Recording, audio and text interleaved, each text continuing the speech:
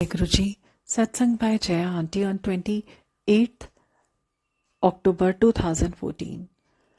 गुरुजी के दर पर आने वाले सिर्फ गुरुजी की संगत है। ना कोई अमीर है, ना कोई गरीब, ना कोई ऊंचा, ना कोई नीचा, ना ही कोई वीआईपी, ना ही कोई आम आदमी। गुरुजी का संगत बनना ही हमें आम आदमी से ऊपर ले जाता है। जब गुरुजी के सत्संग करने का हम सोचते हैं तो वो हम खास खास लोगों को बुलाना चाहते हैं। आखिर क्यों नहीं हम अपने सारे हेल्पर के परिवार को निमंत्रित करते, जबकि उनकी श्रद्धा गुरुजी में हमारे उन खास लोगों से ज्यादा होती है जिन्हें हम दिखाना चाहते हैं कि हमने सत्संग किया। सत्संग तो 2-4 संगत के साथ भी किया जा सकता है। सत्संग यानी मिलकर गुरुजी की बातें शेयर करें। उनकी मेहर जानकर एक दूसरे को बड़ी ताकत मिलती है। इस कारण गुरुजी का मैसेज है कि अपने दुख को शेयर मत करो आपस में, बस मुझे कहो। शेयर करना है तो जो मिला है, मेहर मिली है, उसको शेयर करो। जब हम कुछ गलत कर जाते हैं तो हमारे परम पिता के रूप में गुरुजी हमें बड़े प्यार से हमारी भूल का एहसास दिलाते हैं। ऐसे ही एक सत्संग को शेयर करना चाहूंगी। हम उस वक्त झांसी में थे। गुरुजी ने मुझे आसपास के गांव के लोगों की सेवा दे रखी थी। मुझे जो बंदा हेल्प करता रहा वो गुरुजी का बड़ा भक्त बन गया। उसकी शादी थी। उसने मुझसे पूछा कि गुरुजी को कैसे निमंत्रित किया जा सकता है। वो बिल्कुल ही साधारण सा परिवार है। अलग से गुरुजी का आसन बनाना या सत्संग रखना संभव नहीं था।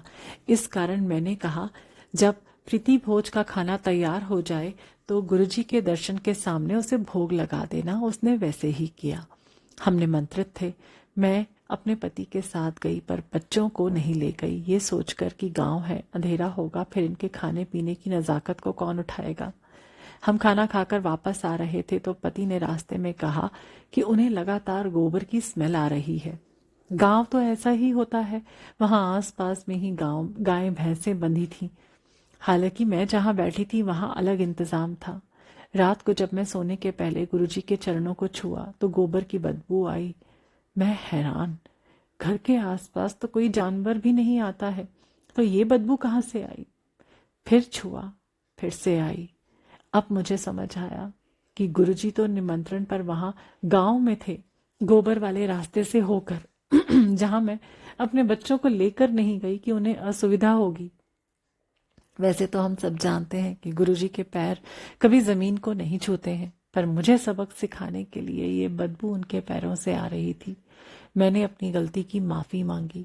गुरुजी अपना मैसेज तो दे ही गए कि मैं हर वो जगह जाता हूँ जहां मुझे प्यार से बुलाया जाता है, चाहे वो अमीर की कोठी हो या गरीब की झोपड़ी।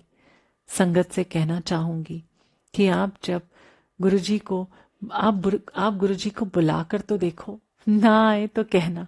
गुरुजी न सिर्फ आएंगे, ब्लेस भी करेंगे और साथ ही अपने होने का प्रमाण भी देते रहेंगे। उन्हें आपका प्यार चाहिए, भरोसा चाहिए। सब पर मेहर करो गुरुजी।